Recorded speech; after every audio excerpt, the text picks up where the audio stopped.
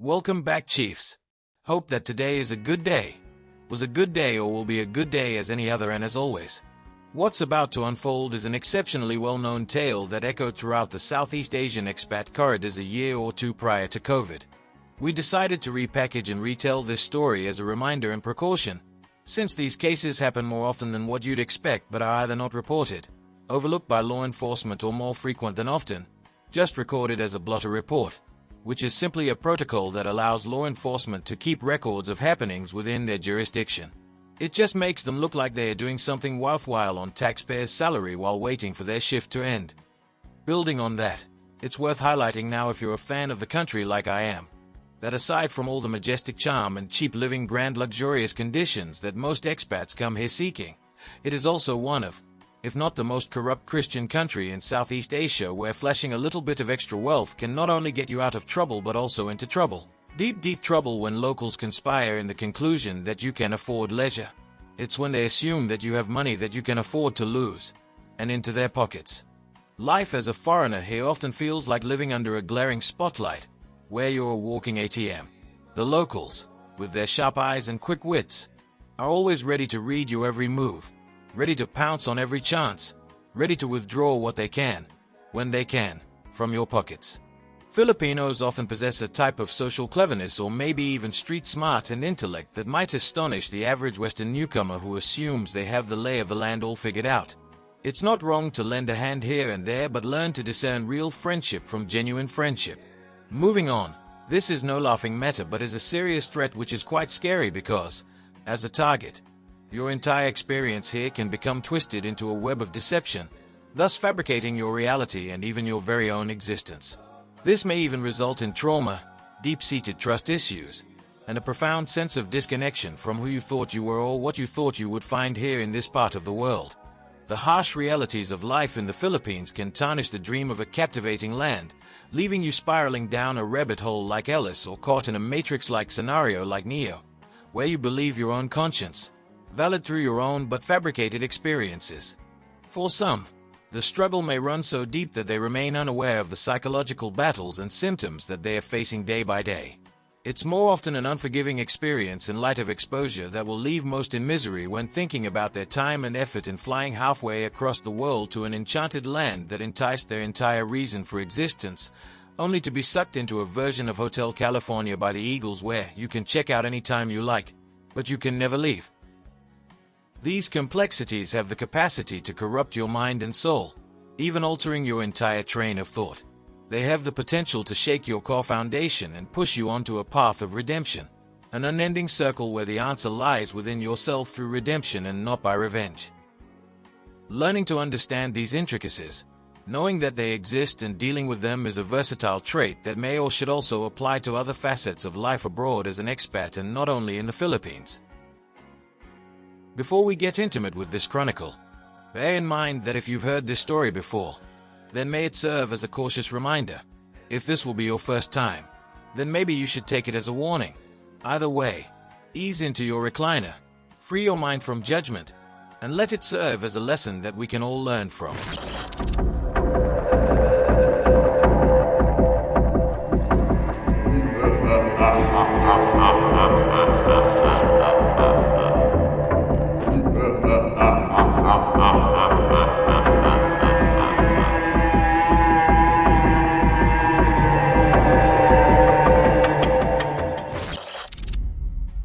I arrived in Manila on a bustling Thursday, immediately diving into the city's notorious traffic as my taxi crawled through the 6 miles to my Airbnb in the affluent Makati area.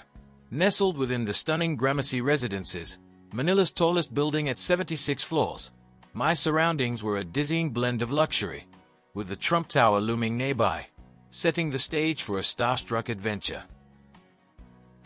Friday rolled in, and determined to dodge the gridlock, I set off on foot for the historical heart of Manila, Intramuros, a 7-kilometer dread. Armed with Google Maps, I wandered toward the iconic Manila Bay, traversing vibrant neighborhoods rich in both prosperity and hardship. Sidewalks were a weave of cracked concrete. Looking up, power poles ran tangled in wires harnessed by the grid, and laundry draped from every window, painting a vivid image of local life. Motorbikes, tuk-tuks, and the legendary Filipino jeepneys were buzzing all around. Upon reaching Intramuros, I paused at the stunning San Agustin Church before stepping into Casa Manila, a museum intricately designed to replicate the luxurious 19th century Manila during the Spanish colonial era. After wandering for hours that seemed like minutes, I treated myself to a ride with Grab for just $5, feeling relieved from the burden on my legs as I returned to my Gramercy Palace.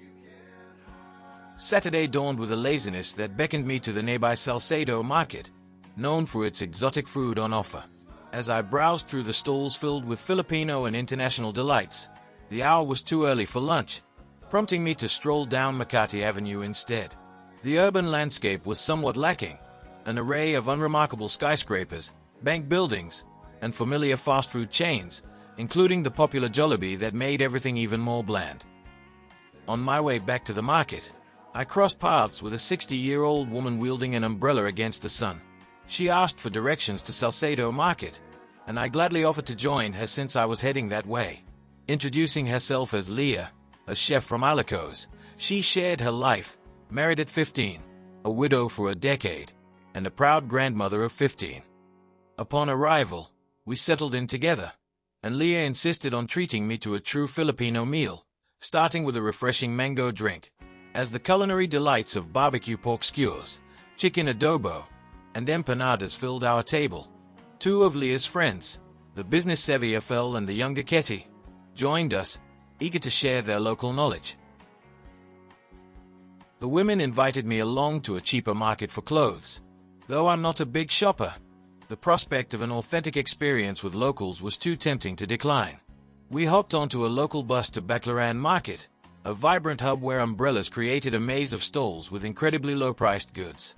Leah found a birthday gift for her granddaughter, while Afel snagged some earrings.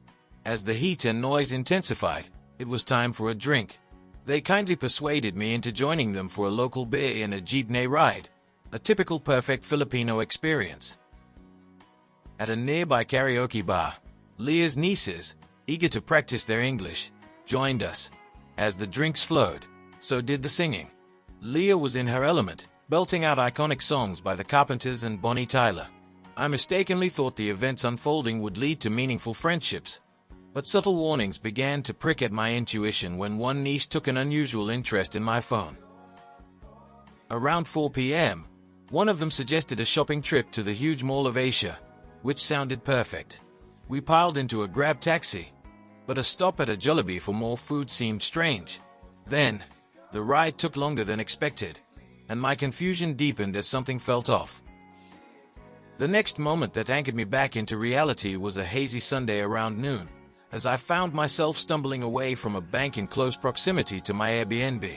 I had attempted to withdraw some cash but found myself forgetting my own PIN. An alert on my phone informed me that my bank had detected fraud. With an unsteady waltz, I made my way back home, my feet betraying me with a sudden trip that tore my new pants at the knee. A kind passerby witnessed my fall, aiding me up and walking with me the 2 blocks back to my Airbnb. Yet, despite my efforts to piece together the events leading up to that moment, I could not recall anything from the cab ride on Saturday night, including where I had spent the previous hours. As the fog in my mind gradually cleared, a distressing realization dawned on me. I had likely been drugged, probably with Ativan, infamously known as the date rape drug. Besides a bruised knee and a lingering heaviness in my head, I felt surprisingly intact. My iPhone and purse remained in my possession, but as I rummaged through my purse, dread washed over me as I discovered that my debit card was missing, along with about $80 in Filipino pesos and a note detailing my US dollar Visa card PIN. An embarrassingly careless place to leave such information, I know. At least my Canadian Visa card was still secure. That was the card I had been trying to use when my memory vanished. Days passed, but the gap between 4 p.m. on Saturday and noon on Sunday remained shrouded in mystery. I sought out the building's security to view the CCTV footage in hopes of unraveling my night, but the results remained elusive. Upon closer inspection, I found a note crumpled in my pocket, scrawled in my handwriting. "You stole $10,000 from me," roughly $250, alongside a cab license number that I didn't recognize. My bank account soon revealed the troubling truth. 10,000 Philippine pesos had indeed vanished from my US dollar Visa account. Without hesitation, I cancelled it, and CIBC assured me of a reimbursement since it was clearly a case of fraud. My debit card followed suit. Fortunately, my Canadian Visa card seemed untouched, likely overlooked in the chaotic scramble of events. Their caution seemed almost considerate. They had left me my passport, healthcare card, and driver's license. Nothing seemed to indicate that my situation was as dire as I once feared. It occurred to me that perhaps they ensured I made it back to my residence, understanding that if I returned relatively unscathed, I might forego involving the authorities. On Monday, compelled to seek answers, I visited a local walk-in medical clinic to gather more information about the drug. At just $12.50, I consulted with a GP who informed me of alarming symptoms to monitor: seizures, shortness of breath, and excessive sleepiness over the previous days. She offered to arrange a toxicology exam to identify exactly what I had ingested, but feeling no lingering symptoms, I opted out of that. Instead, I scheduled an appointment with a neurologist for further consultation, which cost me $29 and required a brief wait, an experience altogether pleasant despite its grim context. With a mix of apprehension and determination, I decided to make a report at the police station. Unfortunately, the officer's disinterest was palpable until I mentioned that I had photos of the culprits. Despite the nieces having erased them from my camera roll, I had sent a few to my son and brother, which remained intact. The officer took a picture of my note that included the license number and the suspects, but he refused to let me fill out an official report. As I could only recall the theft occurring near the airport, he claimed it fell outside his jurisdiction, offering little hope for justice. A part of me hesitated, tempted to reach out to grab, hoping to trace the license number on the note I'd found back to its origin, but I ultimately chose to let it go. Yes, I had lost $80, but I emerged without lasting physical harm and with a hard-earned lesson on being cautious and discerning. I'd always heard of scams like these occurring at night with young people in bars, never in the bustling atmosphere of a lively food market, with seemingly sweet grandmothers. Days later, I found myself reflecting on how easily one can fall into a trap, even when embracing the culture and the warmth of locals. My father, concerned, urged me to flee back to Canada, but I wasn't ready to retreat. Every adventure, good or bad, enriches the tapestry of travel. Even amidst this unsettling experience, I treasure the laughter shared over tanduay drinks, the camaraderie in the jeepney, and the infectious joy found in karaoke with new friends. Life may not always be predictable, but every mishap adds a layer to my journey. While being drugged and robbed certainly was not a badge of honor, it would serve up endless stories to tell, and this one will give me countless stories to tell. Hope you all learned something from this story. The main character in this story is a Canadian female, who was well-traveled and entering into her late 30s when she encountered this life-altering experience. Now here are my top tips on how to avoid this encounter. 1. Mind your own business. That's the only tip on this list. We'll leave that one to you to figure out and light up the comment section.